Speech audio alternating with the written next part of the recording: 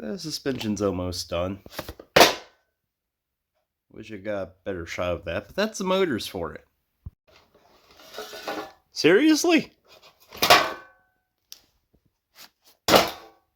That'll do.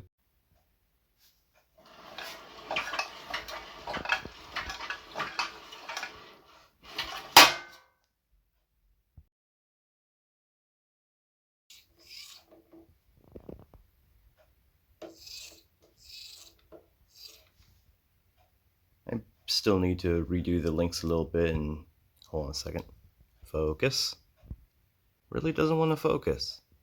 So, redo the links. I'm going to change out the servo arm to possibly a servo saver one, or just one that's a lower profile. That way it doesn't interfere with the links when you do that. And try and drop down the links as close as I can to the knuckle to keep everything where it's more solid. Not that this is a bad setup, since I've seen way worse to pull off a behind the axle setup for steering. Yeah,